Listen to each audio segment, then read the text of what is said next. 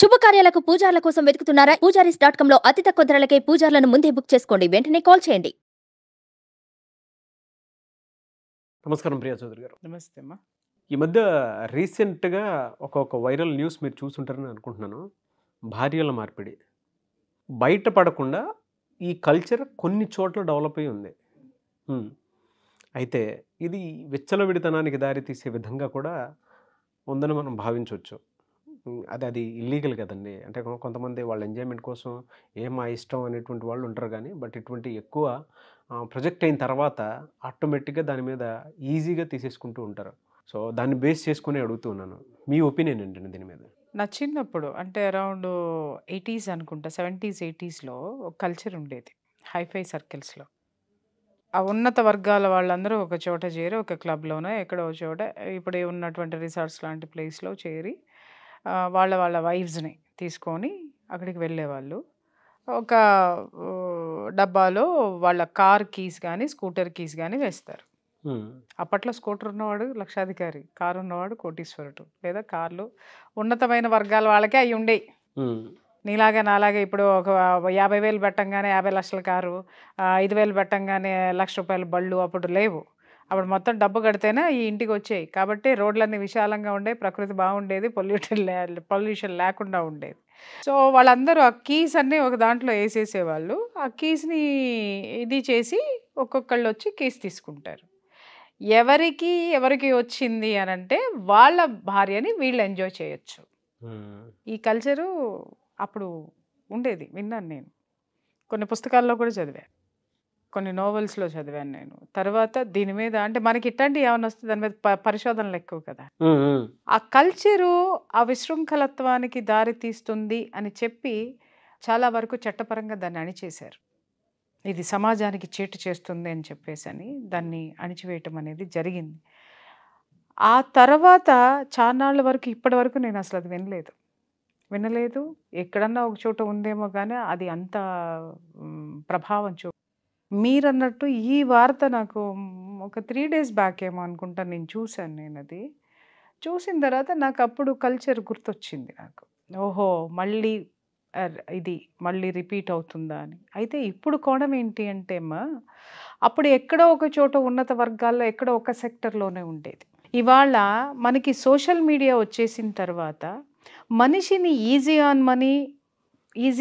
Money earn చేసే మార్గాల్లో ఎంత దారుణమైనటువంటి విషయాల జోలికి వెళ్ళిపోయాడు మనిషి అనడానికి, వికృత చేష్టలకు దిగాడు అనడానికి నిదర్శనం ఇదే. మన ఇద్దరం ఎన్నోసార్లు మొత్తుకున్నాం. ఇవాళ సోషల్ మీడియా బేస్ చేసుకొని జరగకూడనవన్నీ జరుగుతున్నాయి. ఇది చాలా ప్రమాదము. పిల్లల దారి తప్పటానికి కారణం ఇదే. పెద్దవాళ్ళ ఆలోచన విధానం మారడానికి ఇదే. లేని కల్చర్ని మనం అడాప్ట్ చేసుకోవడానికి కారణం ఇదే. ఈ ఒకటి ఏంటంటే స్నాప్ చాట్స్ వస్తున్నాయి ఇప్పుడు. ఈ స్నాప్ చాట్స్ ఏంటి అనంటే ఇవాళ కల్చర్ స్విగ్గీలో అర్ధరాత్రులు స్విగ్గీలు ఎలా పెరిగినాయో ఆర్డర్లు చెప్తాను నేను. ఈ స్నాప్ చాట్స్లో ఏంటంటే ఎవరెవరు ప్రపంచంలో ఎక్కడున్నా వాడు ఏం తింటున్నాడు అనేది ఒక పిక్ తీసి పెట్టేస్తున్నారు. ఓకే, ఈ స్నాప్ చాట్లో ఉన్న వాళ్ళందరూ దాన్ని చూస్తున్నారు. వాడు పెట్టేది ఏం పెడతాడు, నేను తింటున్నది ఏంటి అని ఒక 4 యాపిల్ పళ్ళు కోసుకొని పెడతాడా, ఓ 2 అరటిపళ్ళు పెడతాడా, లేకపోతే ఒక అన్నం పప్పు చారు పెడతాడా? పెట్టడం. 4 చికెన్ లెగ్ పీసులు, లేకపోతే ఒక కోడి, లేకపోతే ఒక బిర్యానీ, ఒక ఇది అంటే టంప్టింగ్. ఆ పక్కనే ఒక థమ్స్అప్ బాటిలో లేదా బీర్ బాటిలో లేకపోతే ఇంకేదన్నానో వాడు తినే చెత్త మొత్తం అంతా దేశానికి స్ప్రెడ్ చేసేస్తాడు, సమాజానికి. ఇమ్మీడియట్గా దాన్ని చూడంగానే జనాలకి నోరూరిపోతుంది, తినాలి అనిపిస్తుంది. వెంటనే ఏం చేస్తున్నారు, అది ఏది రాత్రిలో జరుగుతాయి ఇవన్నీ కూడా. మీరు చూడండి, అర్ధరాత్రి 11 to 2 o'clock వరకు స్విగ్గీ ఆర్డర్స్ ఎక్కువ ఉంటాయి. నాన్ వెజ్ బిర్యానీలు కానీ ఇవి కానీ మీరు చెక్ చేసుకోండి. అప్పుడు తినడం మొదలు పెడతారు వీళ్ళు. ఎందుకంటే వాడు స్నాప్ చాట్, అమ్మ అక్కడిక నువ్వే పెడతావా, నేను ఎందుకు పెట్టను, అమ్మ దొంగ మొహం దానా నువ్వే తింటావా, నేను ఎందుకు తిన్నావు, మళ్ళీ ఇది ఇమ్మీడియట్గా తెప్పించుకొని మళ్ళీ అది స్నాప్ తీసి మళ్ళీ అక్కడ పెట్టేసేస్తే దీని ప్రతీకారము తీరిపోతుంది అన్నమాట. అంటే ఎలా ఉన్నారు చూడండి, ఏ దిశలో ఉన్నారు చూడండి. ఇది ఎక్కడి నుంచి జరుగుతుంది, దాదాపు ఒక 12 ఏళ్ల పిల్లల దగ్గర నుంచి. వాళ్ళు కూడా అంతే, స్నాప్చాట్లో పిక్ రాగానే పేరెంట్స్ని, నాకు ఇప్పుడు ఇది కావాలి, నాకు తినాలనిపిస్తుంది, నేను చేయాలి. ప్రతి ఒక్క పిల్లలు చూడండి, ఫుడ్ వాళ్ళ దగ్గరికి రాగానే ఏది రెస్టారెంట్స్లో కానీ ఎక్కడైనా సరే ఇలా పెట్టి ఒక పిక్ తీస్తారనమాట. మళ్ళీ ఆ పిక్స్ పేరెంట్స్కి కనపడవండి. పేరెంట్స్ ఉండరు దాంట్లో స్నాప్చాట్లో, లేకపోతే వాళ్ళని హెచ్చరించే వాళ్ళు ఎవరు ఉండరు. ఇలాంటి దిక్కుమాల గ్యాంగ్ అంతా ఉంటుంది అనమాట దాంట్లో. ఇమ్మీడియట్గా ఆ ప్రభావం అదొక అంటువ్యాధిలాగా అప్పటికప్పుడు వ్యాపించేస్తుంది. వాడు 100 మందికి పంపిస్తే 100 మందిలో కనీసం 30 మంది అప్పటికప్పుడు ఫుడ్ తెప్పించుకొని తినేసేసి దాన్ని స్నాప్చాట్లు తీసి పంపిస్తారు. అండర్స్టాండ్? అదే విధంగా అది ఎలా అయితే టెంప్ట్ చేస్తుందో మనుషులు కూడా వికృతమైనటువంటి చేష్టలు. నీకు చెప్పానో లేదో, ఫస్ట్ క్లాస్లో ఉన్నప్పుడు నేను మా బాబాయ్ స్టోరీ ఒకటి చెప్పుంటుంటాను. ఆయన లక్షాధికారి అప్పట్లో. మా చిన్నప్పుడు లక్షాధికారి అంటే ఇప్పుడు కోటీశ్వరుడు. ఇప్పుడు వాళ్ళందరూ కోటీశ్వరులే, బాగా అంటే బాగా. వాడు చిన్నప్పటి నుంచి 4th క్లాస్ వచ్చిన దగ్గర నుంచి చిన్న సైకిళ్ళు, నానా సైకిల్ కొని అంటే కొనివ్వలేదండి. ఎప్పుడన్నా వాడి చిన్నప్పుడు తిరిగిన సైకిల్ తప్ప వాడికి సైకిల్ లేదు. అరే 4th క్లాస్ పాస్ అవ్వు కొనిస్తా. వాడు కష్టపడి 4th క్లాస్ పాస్ అయ్యాడు. 5th పాస్ అవ్వు ఇస్తా. అట్లా 10th క్లాస్ వరకు రమ్మన్నాడు. 10th క్లాస్ వరకు వచ్చిన తర్వాత నాన్న అంటే అప్పుడు 10th క్లాస్ నాన్న చూడు నేను ఫస్ట్ క్లాస్లో పాస్ అయ్యాను, ఇప్పుడన్నా కనీసం సైకిల్ కొనివ్వపోయావు, స్కూటర్ అన్నా కొనివ్వు అని చెప్పేసి అనగానే ఇమ్మీడియట్గా ఆయన జేబులో నుంచి ఓ తాళం తీసి ఇచ్చాడు అనమాట. వాడు గబగబా తీసుకొని చూస్తే అది సైకిల్ తాళం, హీరో సైకిల్ కొనిచ్చాడు. వాడు ఆడవాలా నవ్వాలా? అంటే ఇన్నాళ్ళ మట్టి దొరకని సైకిల్ దొరికిందని చెప్పేసి అని వాడు నవ్వాలా, లేకపోతే స్కూటర్ అడిగితే మా అయ్య ఈ వయసులో ఒక సైకిల్ కొనిచ్చాడని వాడు ఏడవాలా? సరే వాడు తీసుకున్నాడు. ఇక సైకిల్ తొక్కుకుంటా, అరే ఇదే నువ్వు కాలేజీకి దీని మీదే వెళ్ళాలి. అప్పటికే ఆయనకి కారు ఉంది, కానీ కారులో ఎక్కడికన్నా ఫ్యామిలీతో పాటు వెళ్ళినప్పుడు మాత్రమే కారు తప్ప స్కూల్కి వెళ్ళాలంటే స్కూల్ బస్సులోనే వెళ్ళాలి, రిక్షాల్లోనే వెళ్ళాలి. అందనిచ్చేవాడు కదా. అందరూ ఏంటంటే ఆయన్ని పరమ పిసినారని తిట్టేవాడు. ఇంత డబ్బుంది ఏం చేసుకుంటాడు, పిల్లలకి పెట్టడు కదా, అన్నీ అమర్చేవాడు ఆయన. ఏది అవసరము నీడ్స్ అండ్ అప్పుడప్పుడు కంఫర్టబిలిటీస్ ఇచ్చేవాడు. తర్వాత వాడు కష్టపడి ఏం చేశాడు, ఇంటర్ ఫస్ట్ క్లాస్లో పాస్ అయితే నేను స్కూటర్ కొనిస్తానని చేశాను అన్నాడు. అనగానే వాడు కష్టపడి చదివి ఇంటర్ ఫస్ట్ క్లాస్లో పాస్ అయ్యాడు. ఫస్ట్ క్లాస్లో పాస్ అవ్వగానే వాడు ఎదురు చూస్తున్నాడు, వెయిట్ చేస్తున్నాడు మా నాన్న ఏం చేస్తాడు అనగానే, అరే కొంచెం డబ్బులు కాస్త ఇబ్బందిగా ఉంది, నేను అడ్జస్ట్ చేస్తాలే కానీ డిగ్రీలో జాయిన్ అవ్వు అని చెప్పేసి డిగ్రీలో జాయిన్ చేశాడు. జాయిన్ చేసిన తర్వాత వాడు ఏంటంటే ఊరు నుంచి వేరే ఊరికి వెళ్ళి వాడు డిగ్రీ జాయిన్ అయ్యాడు. అక్కడ చదవటంతో ఈ గోళ్ళు ఏం లేవు. వాడు డిగ్రీ ఫైనల్ ఇయర్కి వచ్చి, నాన్న డిగ్రీ నేను ఫస్ట్ క్లాస్లో పాస్ అవుతాను, మీరు ఖచ్చితంగా నాకు కారు కొనివ్వాల్సిందే, లేదా మీ కారు నాకు ఇచ్చేసి మీరు కొత్త కారు కొనుక్కోండి, ఈ కారు నాదే అన్నాడు. అరే పోరా పో చదువుకుని రప్పో పాస్ అవ్వు అన్నాడు. వాడు పాపం కష్టపడి ఫస్ట్ క్లాస్ తెచ్చుకున్నాడు. ఫస్ట్ క్లాస్ తెచ్చుకోగానే టింగ్ అని చెప్పేసి మళ్ళీ రెడీగా ఆయన ఒక గిఫ్ట్ బాక్స్ చేతికి ఇచ్చాడు. అమ్మ మా నాన్న కొత్తగారే ఇచ్చాడని చెప్పేసి ఓపెన్ చేసి చూస్తే స్కూటర్ తాళాలు ఉన్నాయి. వాడికి మళ్ళీ సేమ్ 5 ఏళ్ళు వెనక్కి వెళ్ళిన తర్వాత ఆ సిచ్యువేషన్ వాడికి మళ్ళీ అప్పుడు వచ్చింది.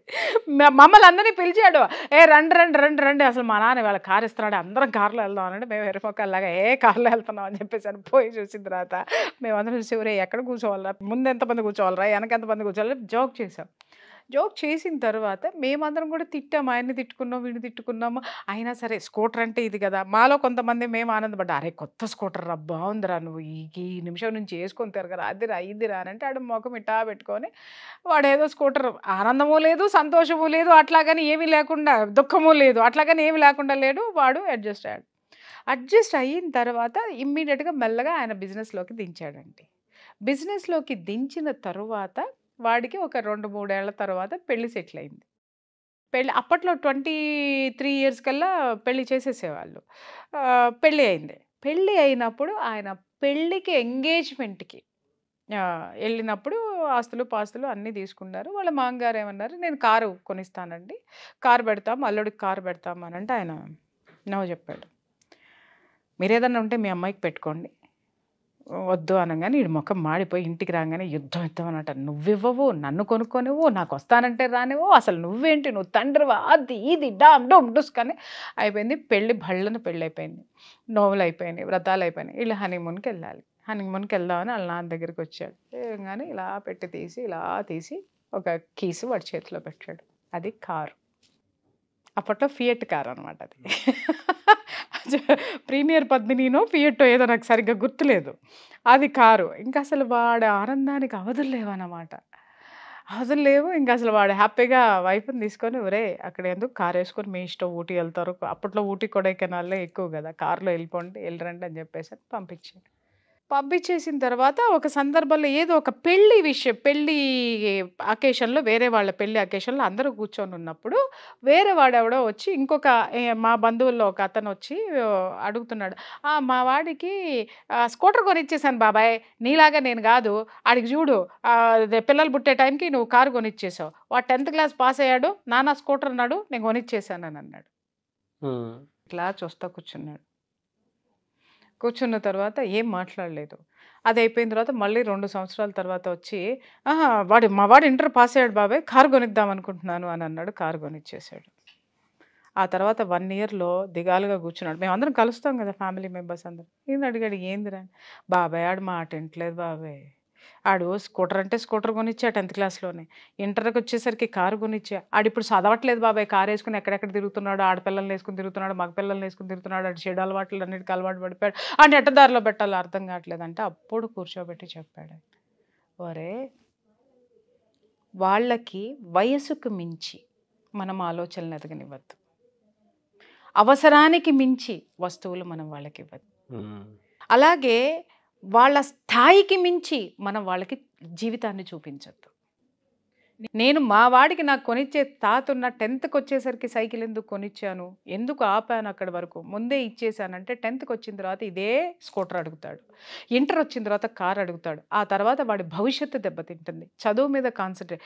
మనం ఎందుకంటే మనం ఈ విధమైనటువంటి విలాసవంతమైనటువంటివన్నీ వాళ్ళకి ఇచ్చేసి చూస్తే దానికి మించి ఏమున్నాయి అనేది వెతకటం మొదలు పెడతారు. వాళ్ళకి ఏది ఇష్టమో, వాళ్ళకి ఏది ప్రేమ ఉందో దాన్ని మనము చాలా జాగ్రత్తగా అవసరమైనప్పుడు మాత్రమే దాన్ని మనం ఇవ్వగలిగాము, ఇచ్చుకుంటూ వచ్చాము అంటే వాళ్ళ కెరీర్ నిలబడుతుంది, వాళ్ళ ఇది నిలబడుతుంది అని చెప్పేసి అప్పుడు చెప్పిన మాట మా వాళ్ళలో పెద్ద వైరల్ అయిపోయింది. అది పిల్లల్ని ఎలా పెంచాలో ఆయన్ని చూసి పెద్ద వైరల్ అండి అది. ఇప్పటికి పెద్ద వైరల్ నేర్చుకో.